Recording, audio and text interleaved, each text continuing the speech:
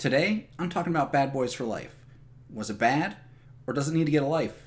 Stay tuned and let's find out.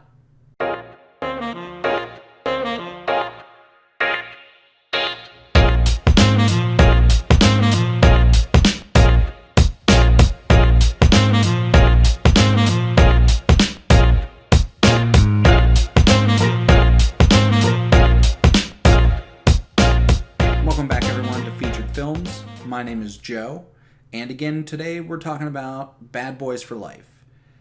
This movie is the third in the series for the Bad Boys movies.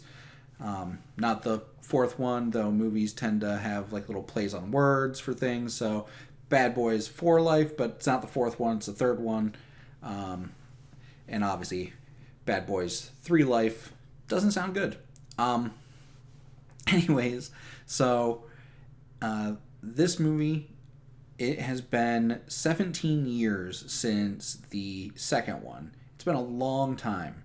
And at the rate they're going, if they do another one, it'll be in like 35 years because it was 8 years between the first and second one, and then 17 between the second and third one.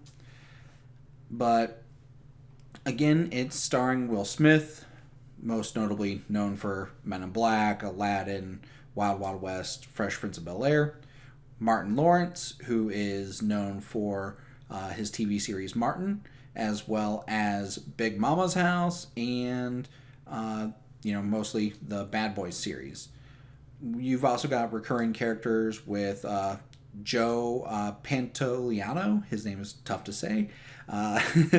But you know him from all kinds of stuff. He's been in The Matrix, Sopranos, Sense8. He's always kind of like a background character, but he's great. He's a great actor, great in every role he's in. You've got new characters popping up as well. Paula Nunez, she's mostly just been in like smaller roles in Mexico and like Mexican movies and TV, as well as she was in the Purge TV series. Now you've also got Vanessa Hudgens. She's mostly known for doing High School Musical, Machete Kills, and Sucker Punch. And then you've also got Alexander Ludwig.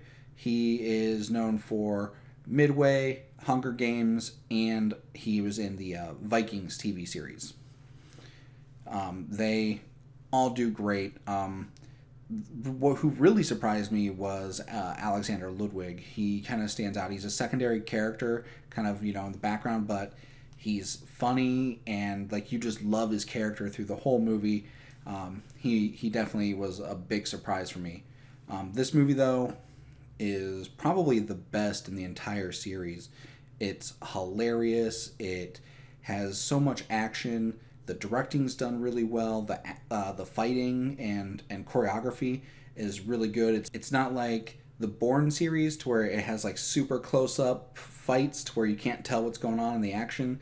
It's far enough back to where you kind of get a good sense of what's going on. There's some really cool scenes, and even in those high like energy crazy action scenes, they're splicing in comedy, and there's a lot going on. The movie actually has it has heart. Like it actually makes you like feel something, which isn't typical for a lot of action movies, let alone a third action movie in a series. So it definitely surprised me. But I mean, everyone kind of puts on a good performance from Will Smith on down. There's not really a whole lot like to complain. I mean, you've got a great set. I mean, it's modern day, so I mean, it's real easy to do. Music's great and on point. The comedy is hilarious. I think the biggest change is that they got rid of the director of the first and second one, which was Michael Bay, who actually has a small cameo in the movie. But Michael Bay was not directing this one, and so it's very different. Has a different style. It's very modern, updated. It's not like his other movies like Transformers or anything. It's definitely an action movie, but it doesn't feel dated, and it definitely brought new life to this movie. Now, I would say that this movie is definitely a watch. I would get everyone to go out and see it. It's a fun time. It's hilarious. I mean, everyone's going to enjoy it, whether they're a fan of action, a fan of comedy. I mean, it's everyone's going to enjoy it. Now, there is definitely some blood and gore and things, because there's guns and shooting and killing, and language is definitely rough. But I mean, what do you expect going into these movies when they're rated R? They definitely earned it. There's a lot of crazy stuff. I mean, but again, it's really funny. It's not too much to where you can't handle it if you've got like a easy to upset stomach or anything. But it is enough to where some people, obviously, I mean, being rated R, don't want kids to see it. But otherwise, I mean, if you were a fan of the first and second one, this movie is, in my opinion, the best in the entire series. There's so much in it. It has, again, great heart, and just, it's so fun. I truly, truly enjoyed this movie. I went in with kind of low expectations. The previous movies were kind of cheesy, and you kind of knew what you were getting. But this surprised. It was a lot better than I thought it was going to be. So, I mean, long time for us to wait for a movie, but definitely well worth it. Again, thank you all so much for subscribing. I greatly appreciate it.